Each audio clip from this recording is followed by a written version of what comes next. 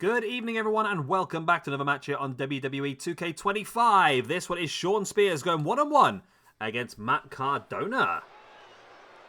I keep forgetting that Shawn Spears is on the game this year, you know. It's crazy, because I keep saying we need to make sure we utilise the people on the game as much as possible. Because it just makes our lives easier. Plus, they've got the models on the game, you've got the entrances, everything that really suits this person. I mean, this is the first time I've ever seen his entrance, and it's pretty cool, to be honest with you. But Shawn Spears is just not one of those guys that really jumps out at me. He's not someone that I think myself, we must make sure we got him booked.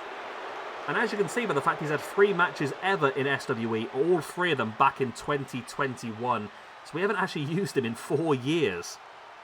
But of course he fits this motif pretty damn well. Shawn Spears is 44. Wow, okay. He's 44, he turns 45 in February, and of course still working NXT. I mean, it might be the case that he will continue working at NXT as a sort of experienced head around the younger talent. Someone can help the younger talent, someone the younger talent can lean on for advice.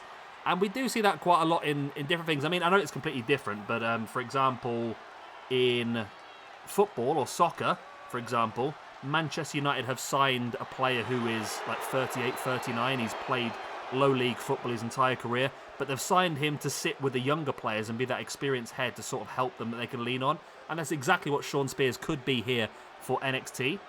I also wasn't aware that Shawn Spears is married to Cassie Lee, otherwise known as Peyton Royce. Well, there we go. That's another roster member we can add into our intergender division. We'll get that done. So we have got... We could have done a mixed tag match here then, couldn't we, really? And this is... I forgot his name now. Shawn Spears, that's his name. Shawn Spears with Cassie Lee. I'm sure that we've also, while I'm here, we do have Matt Cardona on here. No, we don't have Matt Cardona either. Okay. Well, let's add Matt Cardona and Chelsea Green on here as well. Matt Cardona, Chelsea Green. Is Matt Cardona even involved in the current showdown thing that's happening? I know he was brought into TNA, and it was sort of a bit of a given he was going to be used because he's an established name that the TNA, the NXT fans would recognise. But I've not seen much of him. I don't think he's part of the War Games, is he, really? Let's have a look, though, at our singles division. Matt Cardona, otherwise known as Zack Ryder, has had 6 matches in the past. Again, all back in 2021. So both these guys have not wrestled in 4 years for us. So it's a great opportunity for the both of them to show what they can do. Matt Cardona, though, is on a +2 after those 6 matches. And yeah, he's not involved in the War Games matches, is he? No. I think we do have some more matches planned in for Matt Cardona, I believe. One more match. I've got him as part of a tag team on Friday. A tag team that I put together many, many moons ago. A team called the Hasbros, which is Matt Cardona and Brian Myers. The reason behind that is both of them are big wrestling figure fans, and of course Hasbro was the original 80s wrestling figure company, so I thought it was a pretty cool name for them too. Shawn Spears also has a match planned in against Eric Young. That will be at our pay-per-view, actually. That will be on Sunday. Well, there we go.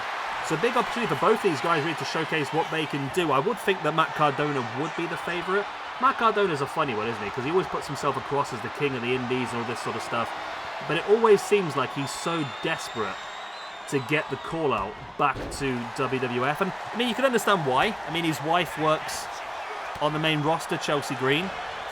So you can understand that the pair of them being on the road together would probably be quite beneficial for their relationship and so forth, which we've seen a lot happen, haven't we? The likes of Malachi Black going back to WWE because of his relationship, of course, with Selena Vega. We saw Andrade go back because of his relationship with Charlotte. Of course, that broke down now anyway, but... So it wouldn't be surprising to me if Matt Cardona did go back to WWE, and I think it would be a good place for him to be honest. However, he is doing really well and having a lot of fun on the independent scene as this King of the Indies style character. And I do think he should be the favourite for this one as well. And yeah, I'm just surprised that we haven't used them in so long. I mean, there's a few people we haven't used for a very long time, and they do make sense, some of them. I mean, for example, Gerald Briscoe. But then again, no, Gerald Briscoe has had matches since Matt Cardona. There you go. We've used Gerald Briscoe more than Matt Cardona.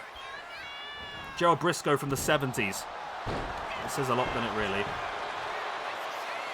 And I think that's why we're trying to do more of the themed weeks now. Though I think it does make sense. The more themed weeks we do, the more we sort of push our way into different areas that we normally do. And we've seen that a lot over the last couple of weeks with the invasion.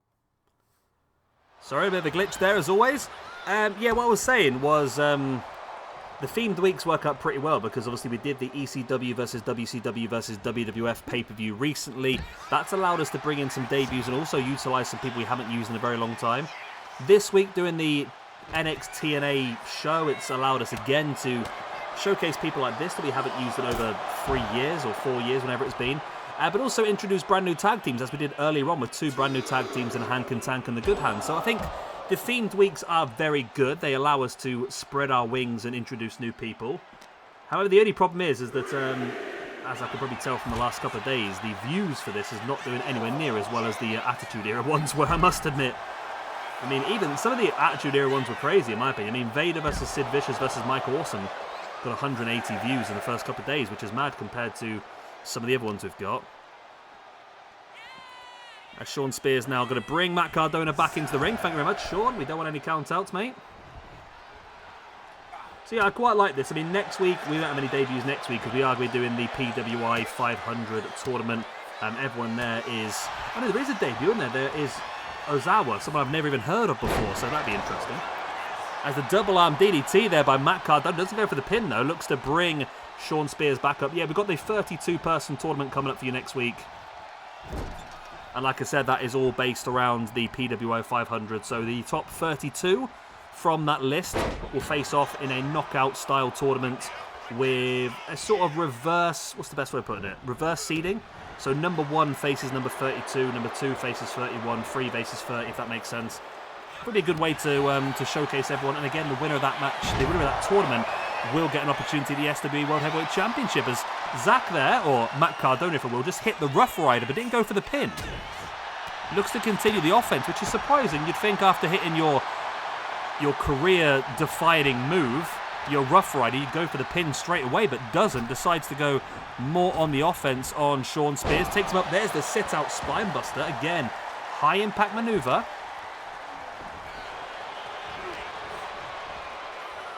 Cardona now gets a rake in the eyes by Shawn Spears. And now Shawn Spears with a Russian leg sweep. And Spears now in the corner, taking the top off of the turnbuckle pad. Referee's not too happy with that. He's going to go and work over that now. I don't know if Shawn Spears is going to try and take advantage over the top with the senton on Matt Cardona. And now Shawn Spears is stalking Cardona. But Cardona sees it coming, strikes Spears, and in with the second Rough Rider of the match. This time he does go for the pin. And after hitting 2 of them, you'd imagine this has got to be enough for the 3 count. It's not, though. It's only a 2. Wow. Crazy. I thought that would be enough there, you know. I really did. There's the elbow drop attempt. It looks like Shawn Spears was able to roll out the way. Shawn Spears with a super kick. Missed the first one, but hits the second one. And now Spears heads up to the middle rope. Wheeling up. Cardona dives in with the drop kick. And now Spears taking Cardona up, in with a brainbuster onto the knee. There's the pin. That could be enough for Shawn Spears to pick up the win. Again, it's only a 2 count. Wow.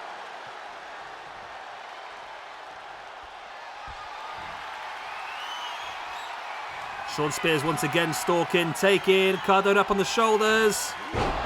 In with that running Death Valley driver. There's the pin. Is he allowed to use the Death Valley driver now? Is it Shawn Spears that has the story that he had the Death Valley driver as a finisher?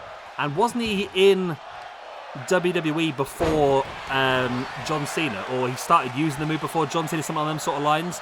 But he was told he wasn't allowed to use the Death Valley driver because Cena used it as a finisher. I'm sure that's Shawn Spears that story's about. But obviously he's using the Death Valley driver now. A little bit different to the AA, more of a running, diving Death Valley driver. Look at that elbow drop there by Matt Cardona. Great dive. There's the pin. And it's still only a 2 count.